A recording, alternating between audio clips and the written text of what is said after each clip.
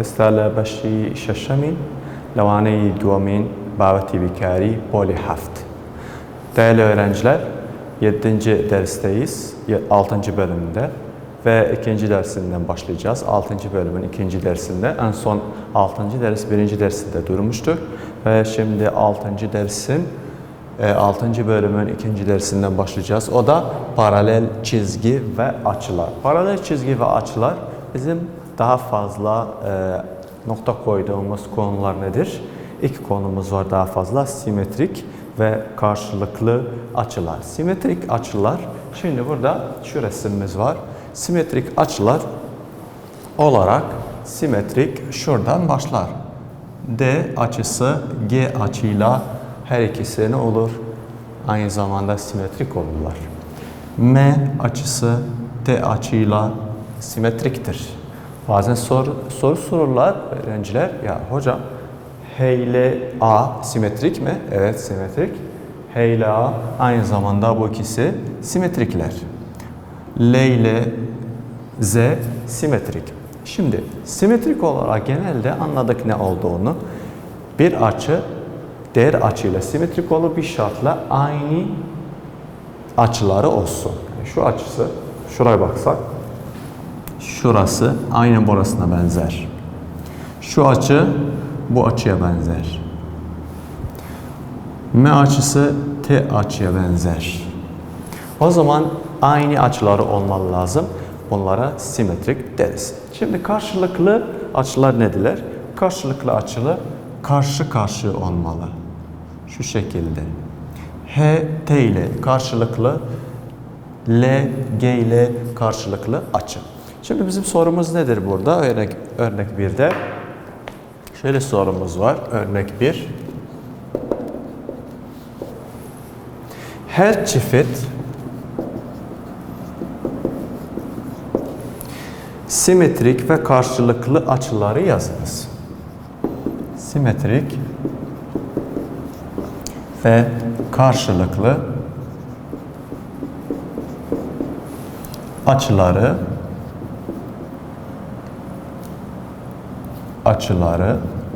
yazınız. Şimdi bunların açıları yazmak için ilk önce simetrikle karşılıklı açıları ayrı edeceğiz. Şu şekilde simetrik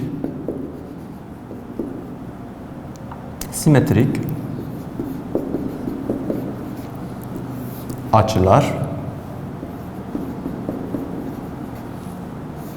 ve karşılıklı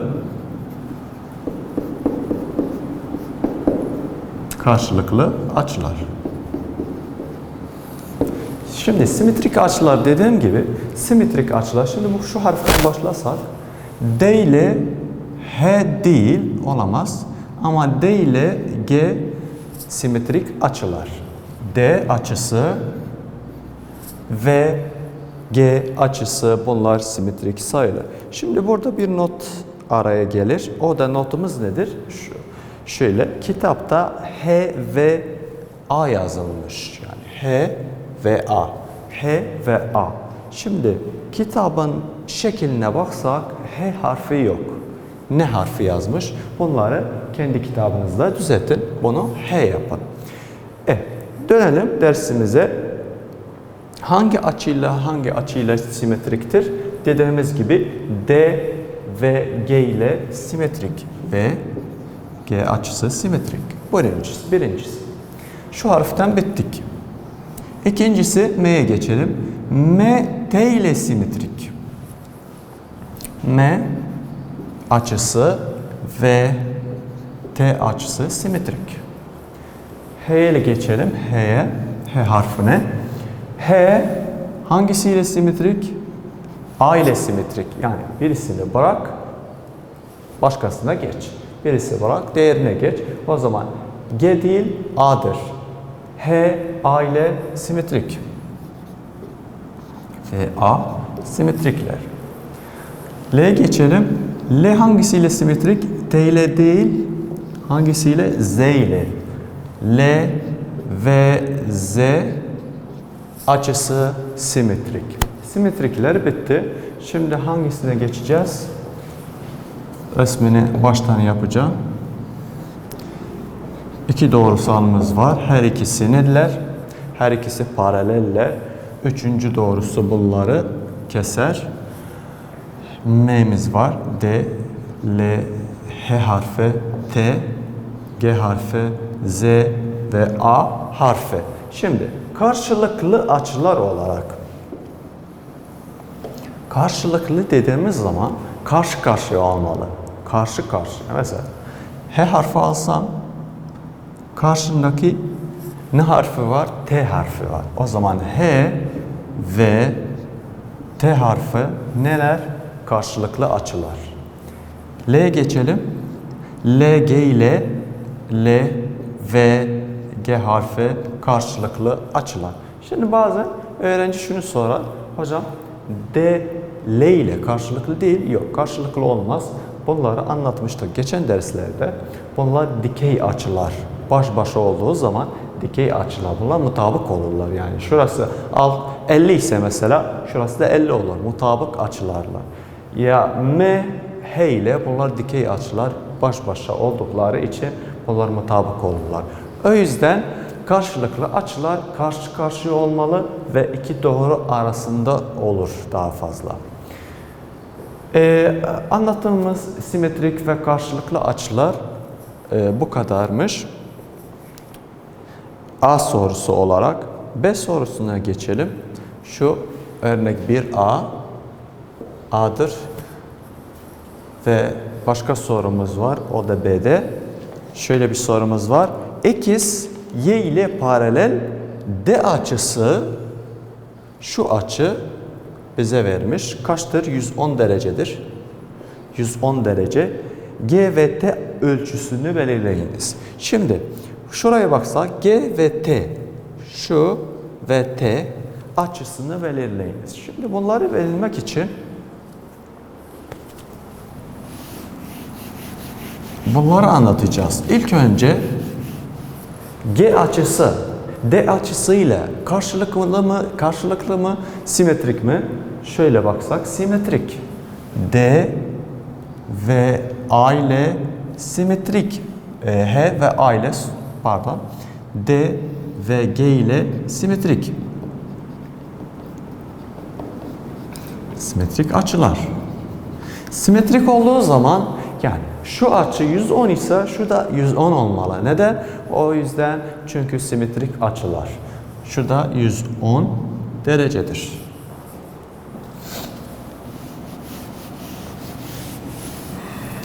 B sorumuz. X paraleldir Y ile D açısı eşittir 110 derece. G açısı ve T açısının ölçüsünü belirleyiniz. Şimdi yeniden tekrarlayacağım. Şurası 110 ise burası direkt 110 olur. Neden? Çünkü D ve G ile simetrik. Şimdi D'den sonra ne harfi gelir? H harfi gelir. Yani bir harf bırak, diğer harfine geç. Birisini bıraktığın zaman diğer harfi hemen simetrik olur. Simetrik G'dir. O zaman şurası 110 derece, şurası da direkt 110 derece olur. Şimdi D açısı eşittir 110 derece ve G açısı eşittir D açısı ile, o da simetrik açılar. Simetrik açılar. Simetrik açılara göre şimdi o zaman öyleyse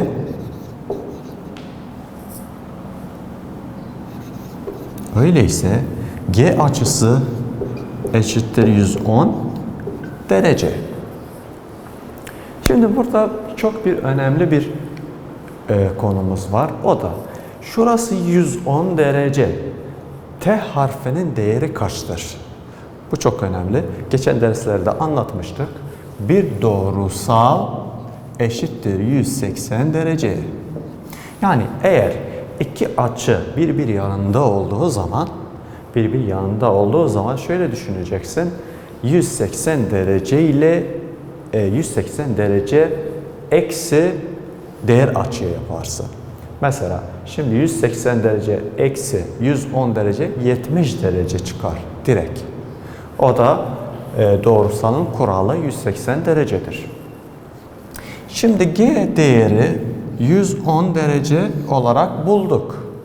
110 derece. T açısı kaçtır? T derece açısı kaçtır? Şimdi T derece açısı bulmak için şu kuralı kullanacağız. T açısı artı G açısı eşittir 180 derece. Neden? Şöyle size cevap vereceğim. Her iki açı birbir yanında olduğu zaman eşittir 180 derece. O da bir doğruya düştüğü zaman. Bir doğrusal üstüne düştüğü zaman 180 derecedir. Şimdi bunun derecesi 110 olarak şöyle T açısı artı G açısı ki 110 derecedir. Neden 110 derece olduğu zaman bunu anlattık. 110'dur çünkü simetriktir D ile. D açısı soruda bize vermiş. D açısı 110 derecedir. Bu da simetrik olduğu zaman direkt 110 çıktı. Kuralı kullanarak T artı G eşittir 180. O zaman T açısı artı 110 derece eşittir 180. Direkt T açısı eşittir 180 eksi 110, o da eşittir 70 dereceye. O zaman T açısı eşittir kaça? Eşittir 70 derece. Bu da bizim sorumuzun cevabı. Değerli öğrenciler, şimdi alıştırmalara geçerek bir benzer sorumuz var. Birinci soruda 1, 2, 3 sorumuz var. Birinci örnekte 1, 2, 3 sorumuz var. Şimdi bunları çözerek ama çözmeden önce buna dikkat edin. Sayfa 240'ta ödev olarak size soru vermişim. 10 ve 11'i çözün. Ben şimdi 1'den 3'e kadar çözeceğim. Siz 10'dan 11'i çözün. Aynı benzer sorudur. Bunları zaten anlattıktan sonra daha fazla anlayacaksınız.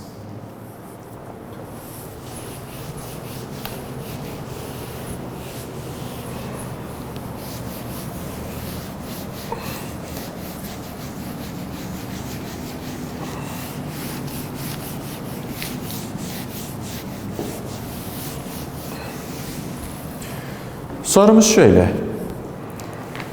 Sayfa 240. Şöyle bir sorumuz var. Şimdi y ile x. Bunlar neler? Y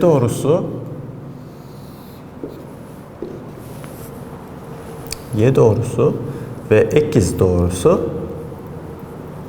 Bunlar paraleller.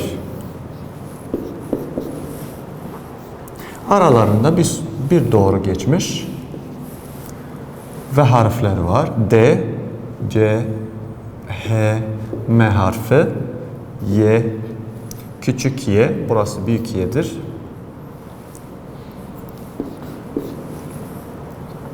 L, B ve N harfi. Sorumuz şöyle. Karşı resimde y ve x paraleller. L harfi, L açısı eşittir 64 derece. Birinci soru. Y paraleldir x'le ve L açısı eşittir 64 derece. Şimdi burada yazdığım zaman 64 derece şurada yazabilirim. Yani şurası 64 derecedir. 64 derece. Bu işimize yarar. Simetrik olduğu zaman C harfi, C açısı direkt ne olacak? Direkt 64 olur. Yani şura, bunu harfi bırakacağım, diğer harfe geçeceğim. L, C ile beraber neler? Simetrikle. O zaman soruda C'yi istese benden burası 64 olur. Eğer H'yi istese karşılıklı açılara göre burası 64 olur. Eğer y'ni istese o zaman değişir sorumuz. Bir doğru kaç derecedir? Şurada yazmıştım. 180 derecedir. 180 eksi 64 hemen şurası çıkar. Soruya bakacağız. Soruya göre cevap vereceğiz. İlk önce her çift karşılıklı ve simetrik açıları yazınız. Şöyle yapacağız. Simetrik açılar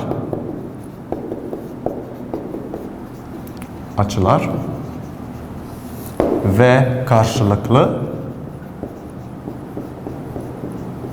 açılar. Şimdi bunları ayrı edeceğiz. Simetrik açılar hangisi olduğunu belli edeceğiz ve karşılıklı açılar hangisi olduğunu belli edeceğiz. Şimdi değerli öğrenciler, ilk önce şuna çok dikkat edin.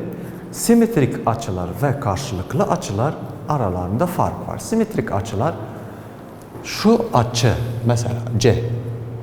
Birisini bırakacağım, diğerine geçeceğim. Yani C ve L ile simetrikler. Şimdi birinci olarak ne yazacağım? C açısı ve L açısıyla simetrik. C ve L. D'ye geçelim. D açısı birini bırakacağım, diğerine geçeceğim. D, Y ile D açısı ve Y açısıyla simetrik. Şu harfe geçeceğim. H, bir tane bırakacağım, diğerine geçeceğim. H, ne ile nedir? H açısı ve N açısıyla simetrik. Son olarak M harfimiz var. Biri bırakacağım, diğerine geçeceğim. M, B ile o da simetrikler. Ve B ile simetrikler. Şimdi simetrik olarak anladık ne dediğimiz. Karşılıklı açılara göre iki doğru aralarında geçer. Bir doğru, ikinci doğru. Şu iki doğru arasında harfler neler? Bu harflerler. M, H, L, Y. O zaman şu harfler arasındaki karşılıklı açıları bulacağım. Şimdi M ne ile karşılıklı? M, Y ile karşılıklı.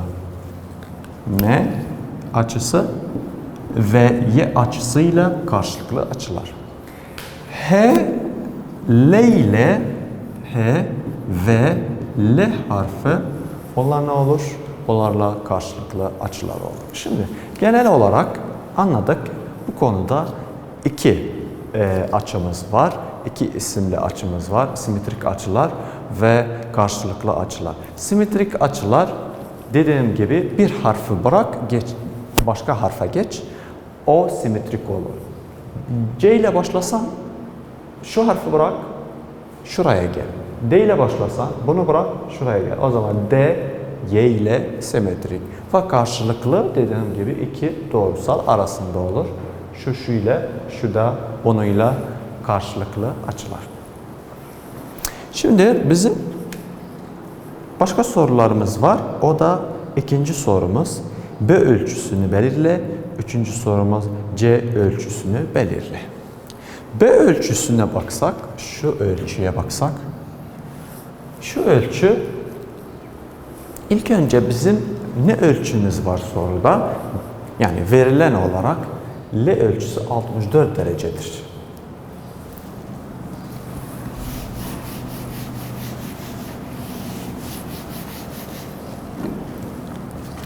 B sorumuz. B açının nesini bul? Ölçüsünü bul. Şimdi bunun ölçüsünü nasıl bulacağız? İlk önce bak. Bir doğrusalımız var. Şu doğrusal üzerinde L harfi var ve B harfi var.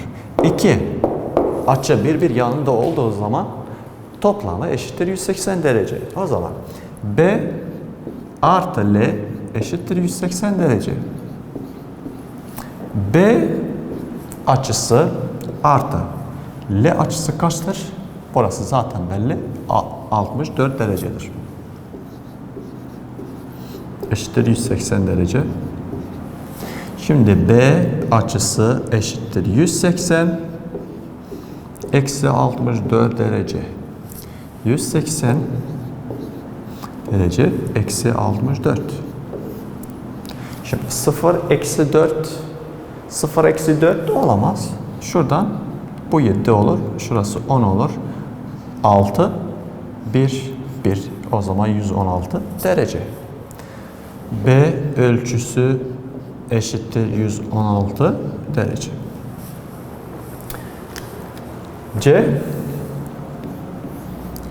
C açısının ölçüsünü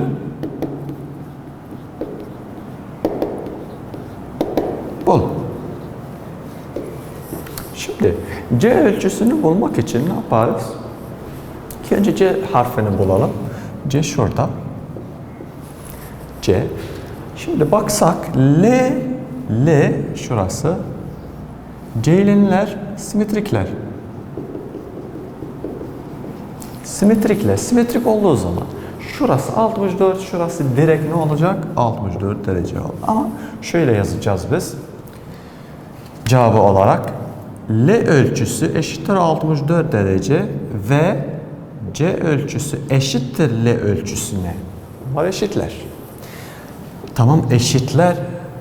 Neye göre eşitler? Simetrike göre. Simetrik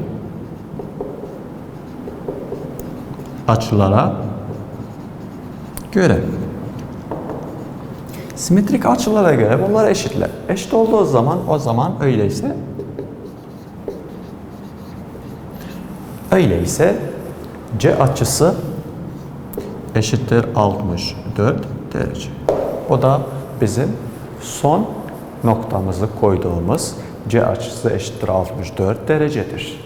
Buna çok dikkat edin. Bu konuda karşılıklı ve simetrik. Karşılıklı olduğu zaman o açı kaç olduğu karşıdaki açısı aynısı olur. Simetrik kaç olduğu o da simetrik olarak açısı da eşit olur. Ama eğer bir doğrusal üstüne iki açı birbir yanında olduğu zaman bunları toplayarak eşittir 180 derece olarak koyacağız.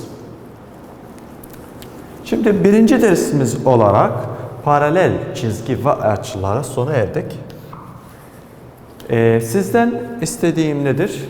Ödev olarak sayfa 240 olarak ödev olarak 10 ve 11'i çözün ve çok dikkatle çözün.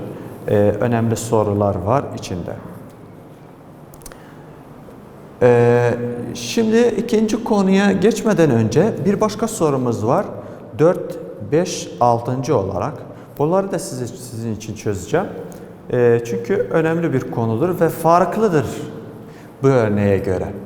Bunu bitmeden önce, bu noktayı bitirmeden önce şunu da çözeceğim sizin için.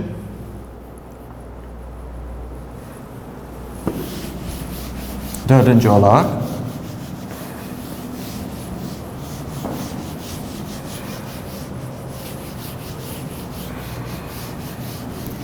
O da farklı sorudur. O yüzden çözmesini istiyorum.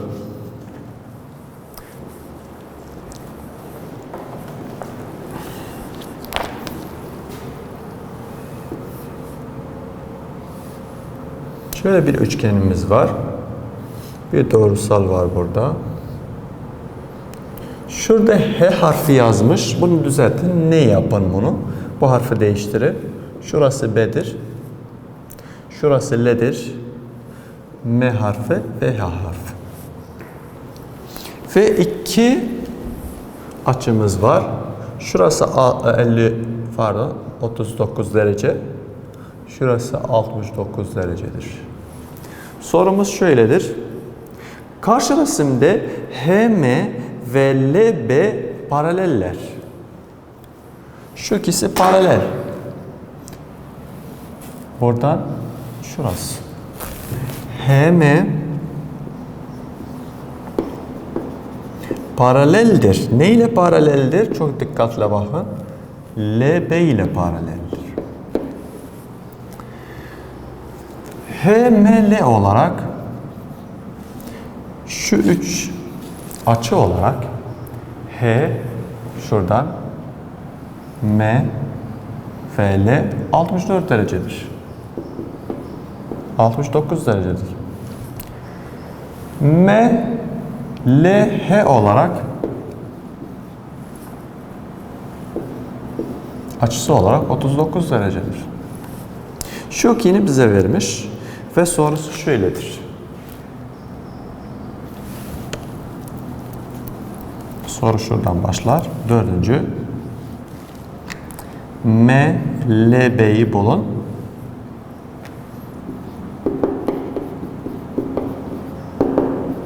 Ölçüsünü bulun. Dördüncü olarak beşinci. BLH yazmış. Onu düzeltin. BLN olarak yazın. Ölçüsünü.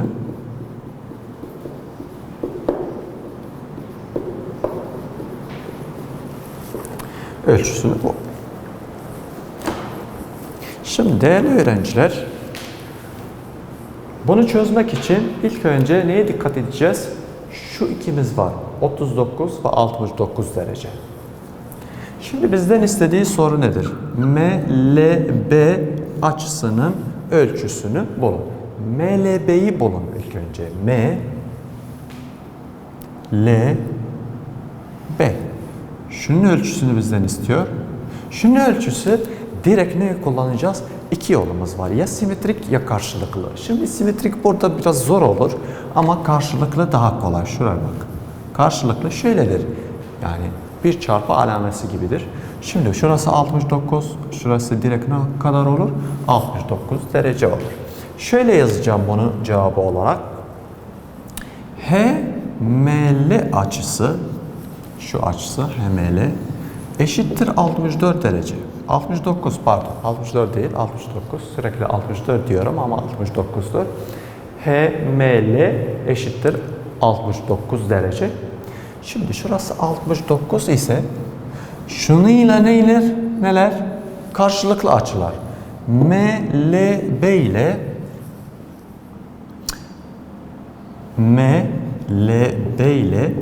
neler? Eşitler. HML açısı şu. Eşit bununla. Eşit neye göre eşitler? Karşılıklı açılara göre. Açılara göre.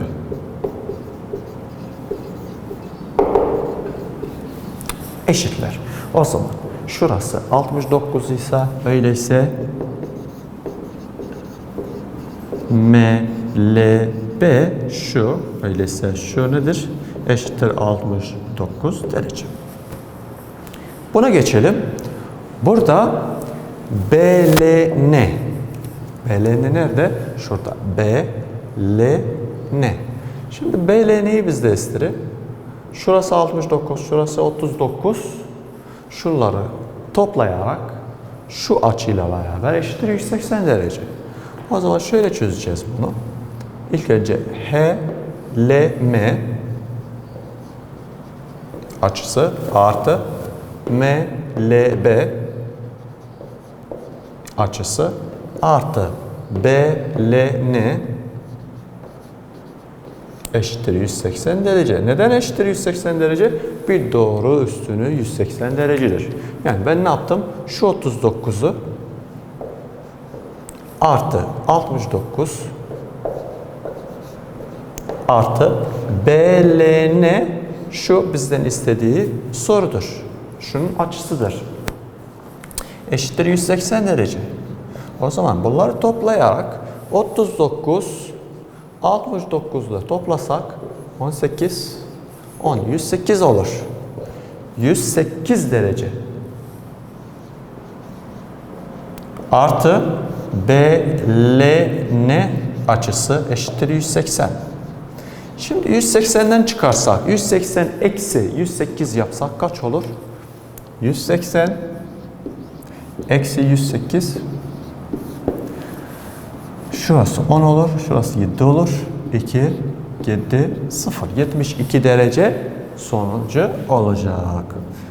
Şöyle BLN açısı eşittir 72 derece. O da bizim şu istediğimiz soru işareti olarak bulduk. O da 72 derecedir. Değerli öğrenciler, bugünkü dersimiz sona erdi ve paralel ve çizgi olarak, paralel çizgi ve açılar olarak son dersimiz oldu. Çok teşekkür ederim. Görüşmek üzere.